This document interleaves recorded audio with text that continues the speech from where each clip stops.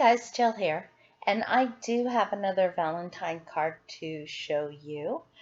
This one is a little more vintage than the last one. I did this one for my mother for Valentine's Day, and I will warn you that once I start getting to gluing down the buttons at the end of the video, that it does rather suddenly cut off, so I'm sorry about that.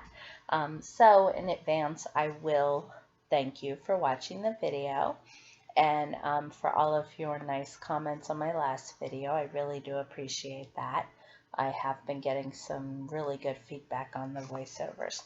So I'm going to go into the sped up version of this card, and I will quickly walk you through everything that has been done on this card.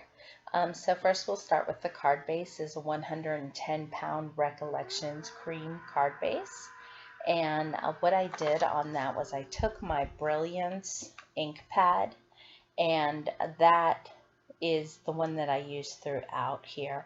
And I just went ahead and used a dauber, and that goes on your finger, and I just edged the entire front of the card with that. I also edged this piece of paper that I had pre-stamped. Now I pre-stamped that with the Vintage Armoire, sorry, I say that wrong,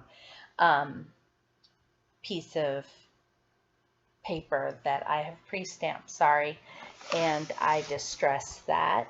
And then I also came over the edges with that same Brilliance ink pad. I go to glue that down, and of course my tape runner's out of tape, so I went ahead and I used my Tombow Mono Aqua to tape that.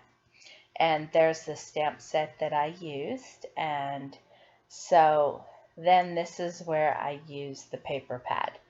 And I had pre-distressed that, and again I'm running the Brilliance ink pad over that.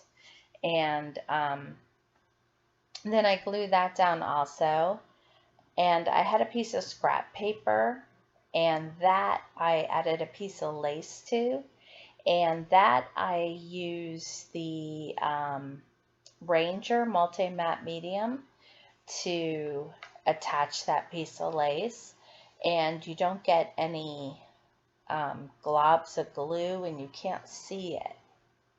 So now I had stamped a piece of cream paper with that heart, and that heart is from a company called Personal Stamp Exchange, and I'm just going to tear that paper.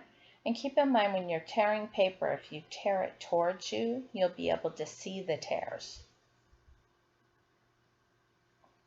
Now I'm tearing a piece of vellum the same way, and I want that to be just a little bit bigger than that piece of cream with the heart on it. And it just takes a little bit to perfect that, and I'll actually end up tearing it even more after I've added the ink to it.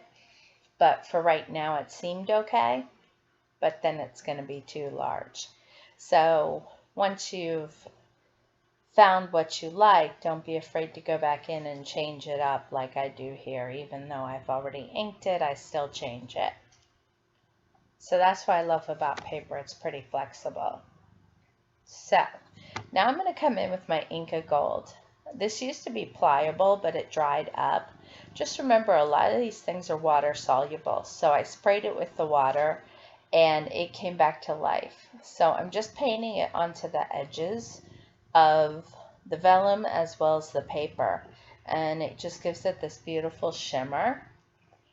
And I didn't want it all over because I didn't want to do too much, but it added that little bit of interest to add it onto that torn edge.